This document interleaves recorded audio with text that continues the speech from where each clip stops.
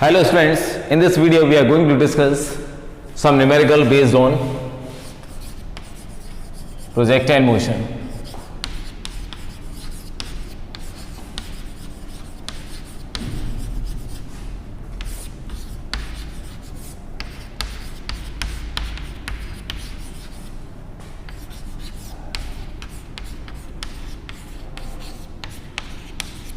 Okay, so let's start. First numerical दे रखा है, a particle is projected with 20 meter per second at an angle 60 degree with the horizontal. At what time it is moving at an angle 45 degree with the horizontal while moving downward. ठीक है, तो पहले अगर हम लोग इसका diagram बनाएं तो यहां से एक पर्टिकुलर ऑब्जेक्ट को फेंका जा रहा है, दिस वन, ये इसका मैक्सिमम हाइट है h, ठीक है, मान के चलो इसकी एंगल फाई, दिस वन, तो इसकी जो वेलोसिटी दे रखी है कितना दे रखा बच्चों 20 मीटर पर सेकेंड, तो ये हो जाएगा angle, this is 20 cos theta, theta is what 60 degree, 60 degree, तो ये हो जाएगा 20 कॉस 60 एंड ये हो जाएगा 20 साइन 60, ठीक है। तो अगर हम लोग इसको सॉल्व कर लें तो ये वैल्यू आ जाएगी 20 साइन 60 बाई √3 बाई 2, तो it can be written as 10 √3 और ये हो जाएगा cos 60 and that is 1 by 2, so it is 10, ठीक है। तो ये आ गया 10 और ये हो गया बच्चों 10 √3। अब क्या कह रहा है, at what time it is moving at an angle 45 degree with the horizontal while moving downward. जब ये डाउनवर्ड मूव करेगा, ठीक है, उस कंडीशन को पूछा गया है, तो एंगल बच्चों यही होगा, ठीक है। एंगल जब ये होगा, अभी हम लोगों ने डायग्राम बनाया, इसमें इंपॉर्टेंट चीज समझिए, अगर हम लोग अपवर्ड डायरेक्शन में जा रहे हैं, अपवर्ड डायरेक्शन में जा रहे हैं तो एंगल कैसा है, एंटी क्लॉकवाइज, और जब डाउनवर्ड आ रहे हैं तो एंगल कैसा है बच्चों, क्लॉकवाइज। और हमने इसको अच्छे से पढ़ा है, जब एंगल एंटी क्लॉकवाइज होता है तो पॉजिटिव, और एंगल जब क्लॉकवाइज होता है तो बच्चों नेगेटिव, यानी कि डाउनवर्ड आते समय तो जो इसका एंगल हो जाएगा वो क्या हो जाएगा, नेगेटिव हो जाएगा, ठीक है। तो here 10 phi is equal to कितना कह रहा है बच्चों, 45 डिग्री, लेकिन कैसा हो जाएगा, नेगेटिव हो जाएगा, इसकी वैल्यू कितनी हो जाती है बच्चों 1, सो दिस इज -1, ठीक है, जो सवाल में आपका गिवन है, ठीक है। क्यों माइनस क्यों, क्योंकि डाउनवर्ड आ रहा है, एंगल कैसा हो रहा है, क्लॉकवाइज, दैट्स वाई नेगेटिव। इसमें क्या हो जाएगा, पॉजिटिव, क्योंकि कैसा है, एंटी क्लॉकवाइज, ठीक है, this one.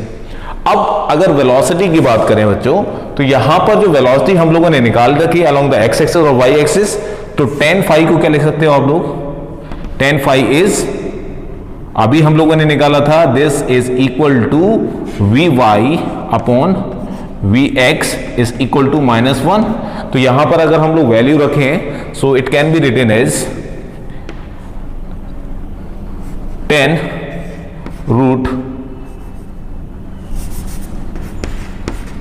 √3 minus GT, that is 10t upon, ये कितनी वैल्यू हो जाएगी बच्चों, this is 10 is equal to -1, ठीक है। आप इसको अगर कैलकुलेट करोगे तो 10 से 10 कैंसिल आउट हो जाएगा, 10 से 10 कैंसिल आउट हो जाएगा। तो यहां से अगर हम लोग टाइम निकालेंगे तो टाइम कितना आ जाएगा बच्चों, √3 + 1, √3 + 1 विद द टाइम।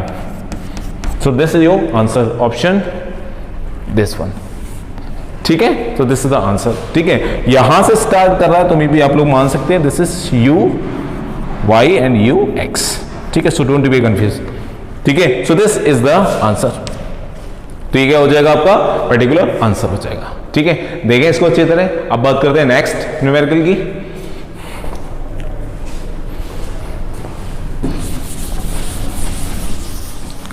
नेक्स्ट देखिए बच्चों, a projectile is projected by kinetic energy K if it has the maximum possible horizontal range then its kinetic energy at the highest point will be, kinetic energy at the highest point कितना होगा हमें find करना है। ठीक है, देखिए कैसे निकालेंगे। पहले तो हम लोग ये निकालें कि वो एंगल जिस पर रेंज क्या हो जाएगी, मैक्सिमम हो जाएगी, जिस पर रेंज मैक्सिमम हो जाए। ठीक है, तो आइए देखते हैं। फॉर्मूला हम लोगों को पता है R बराबर u square sine 2 theta upon g. ठीक है, यही फॉर्मूला होता है। अब अगर इस फॉर्मूले की बात करें that is you square sine 2 theta degree, तो थीटा अगर हम लोग 90 डिग्री रख लें, थीटा 90 डिग्री, यानी कि अगर मैं यहां से बॉल को प्रोजेक्टेड करूं एट 90 डिग्री तो बच्चों की यहां जाएगी और वापस उसी पॉइंट पर आ जाएगी। ठीक है, ऊपर जाने के बाद वापस उसी पॉइंट पर आ जाएगी। ठीक है, तो ये तो मैक्सिमम नहीं हो सकता, 90 तो मैक्सिमम नहीं हो सकता। अगर 90 अगर रख भी लें तो साइन 90 दैट इज 180 डिग्री हो जाएगा। क्यों? क्योंकि फॉर्मूला क्या है, साइन 2 थीटा, तो ये हो जाएगा आपका 180 डिग्री। अगर मैं साइन 180 की वैल्यू बताऊं तो साइन 180 की वैल्यू 0, तो रेंज क्या हो जाएगी बच्चों, 0 हो जाएगी। ठीक है, सीधे निकाल सकते हैं, यहां पर रेंज क्या हो जाएगी, 0।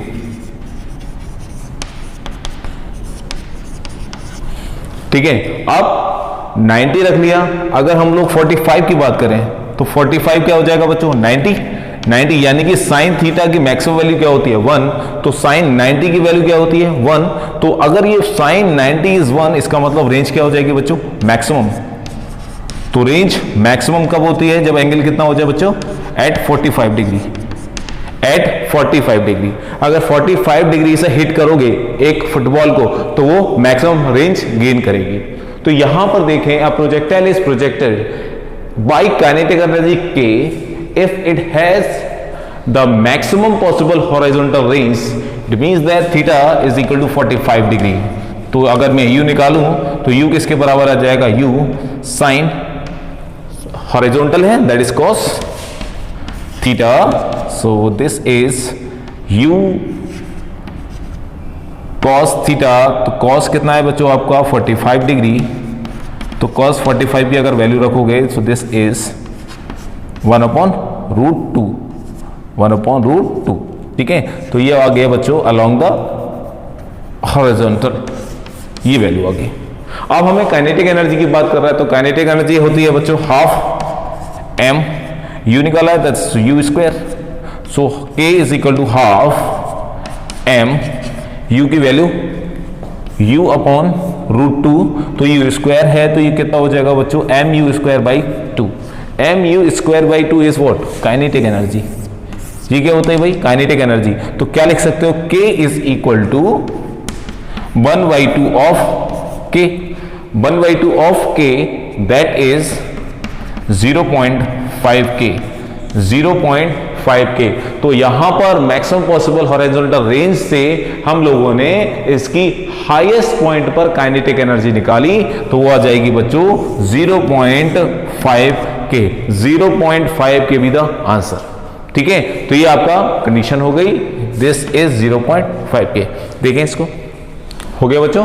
चलिए नेक्स्ट देखते हैं। नेक्स्ट देखिए बच्चों, when the angle of elevation of a gun are 60 degree and 30 degree respectively, the height is shoot are h1 and h2 respectively, find the ratio that is h1 over h2। ठीक है, तो angle of elevation दे रखा है, एक का 60 और एक का 30, this is 30 degree and this is 60 degree. ठीक है, तो हाइट का क्या निकालना है बच्चों, हमें एवरेज रेशियो निकालना है। तो फॉर 60 डिग्री h अगर निकालें, this is h1, first they रखा है 60, so h1 is equal to u square sine square theta over g। ठीक है, तो यहां से h1 आ जाएगा बच्चों u square sine square theta, तो √3/2 इसका होल स्क्वायर बाई g, तो h1 is equal to 3 u square by 4। So this is H1, equation number 1. Similarly for S2, u square sin square 30 डिग्री divided by g, तो sin 30 की वैल्यू 1/2, so it can be written as u square by 4 g, u square by 4 g. ये दोनों value जो आ गई वो H1 और H2 की हैं। अब अगर हम लोग रेशियो की बात करें तो H1 over H2 is equal to 3u square by 4 divided by u square by 4 g. So यहाँ से 4 से 4 कैंसिल आउट हो जाएगा, यहाँ जी रह गया बच्चों, ठीक है, और ये जी से जी भी कैंसिल आउट हो गया, u से u कैंसिल आउट हो गया, तो क्या बचा 3:1, 3:1 with the answer. So H1 ratio H2 is equal to 3:1. This is your answer and the option is 1. ठीक है, so this is answer. देखें इसको, हो गया बच्चों। चलिए नेक्स्ट देखते हैं। नेक्स्ट देखिए बच्चों, if a baseball player can throw a ball at maximum distance T over ground, यानी कि रेंज की बात कर रहे हैं, maximum distance, the maximum vertical height to which he can throw it will be. तो मैक्सिमम हाइट और क्या कर रहा है, मैक्सिमम रेंज के बारे में बात कर रहा है। तो यहां अब हम लोग कंडीशन देखें, ये मैक्सिमम रेंज हो गई बच्चों इसकी, और मैक्सिमम रेंज के लिए बच्चों एंगल कितना हो जाता है 45 डिग्री। अगर मैक्सिमम हाइट की बात करें तो मैक्सिमम हाइट तब अटेन करेगा जब वो 90 डिग्री से फेंकेगा। 90 डिग्री पर क्या हो जाएगा बच्चों, मैक्सिमम हाइट, और मैक्सिमम हाइट पर जब उसकी वेलोसिटी 0 हो जाएगी तो वो नीचे आ जाएगा, ठीक है। यानी कि ये क्या हो जाएगा, मैक्सिमम हाइट थीटा क्या हो जाएगा 90 डिग्री, और मैक्सिमम रेंज के लिए थीटा कितना है बच्चों 45 डिग्री। आसान हो गया, theta 45 degree for range, this is you square sine 2 theta over g, so it can be written as sin 45 90, sin 90 is 1, तो ये बचेगा u square by g, equation number 1। Second, for maximum height theta is 90 degree, h for maximum is equal to u square sine square theta upon 2g, तो h max ये आपका 90 is 1, square भी क्या होगा 1, तो this u square by 2g, equation number second, ठीक है। तो ये दो इक्वेशन आ गई। इन दोनों इक्वेशन का अगर हम लोग डिवाइड कर दें,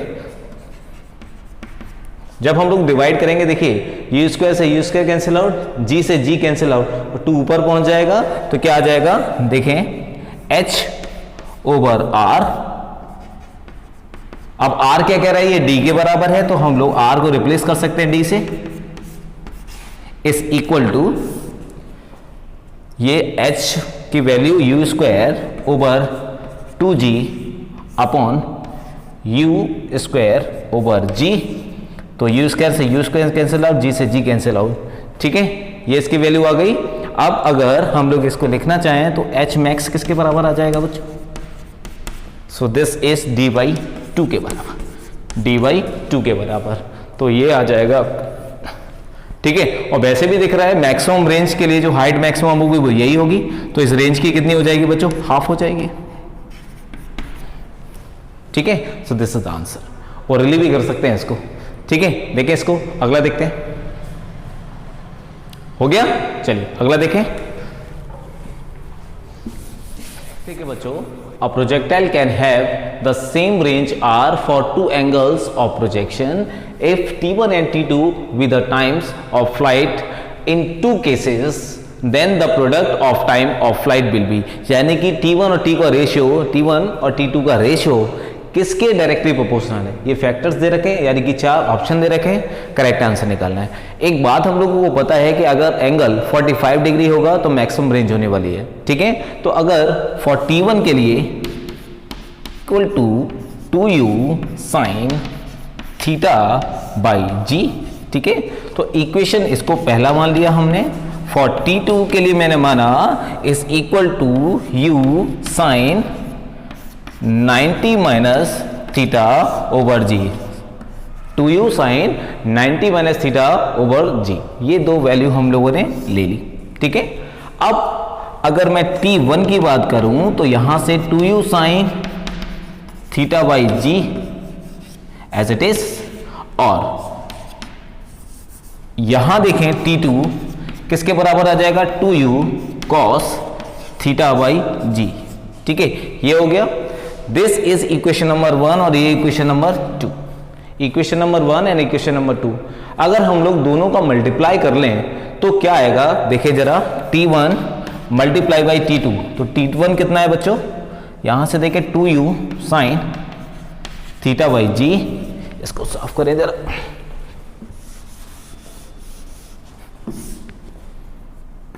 T1 T2 2u sine theta by g into 2u cos theta by g. ठीक है, अब यहां देखें T1 T2 2 बाई जी अगर हम लोग सेपरेट कर लें तो ये बचेगा u square sine 2 sine theta cos theta, that is sine 2 theta upon g. ये फॉर्मूला किसका होता है बच्चों, u square sine 2 theta upon g, obviously range का। तो T1 और T2 का जो मल्टीप्लाई हो गया वो किसके डायरेक्टली प्रोपोर्शनल है, रेंज के, directly proportional to the range. ठीक है, तो यहां इसका जो आंसर आएगा वो क्या आएगा, तो फर्स्ट वन देखें, T1 T2 directly proportional 2 by जी, ये तो कांस्टेंट है, इस फैक्टर के डायरेक्टली प्रोपोर्शनल है, ये फैक्टर किसको बिलोंग करता है, रेंज को। तो आंसर क्या हो गया, T1 T2 directly proportional to the. ये कुछ न्यूमेरिकल्स थे बेस्ड ऑन प्रोजेक्टाइल मोशन। ठीक है, मिलते हैं अगली वीडियो में अगली टॉपिक के साथ। Okay, thank you.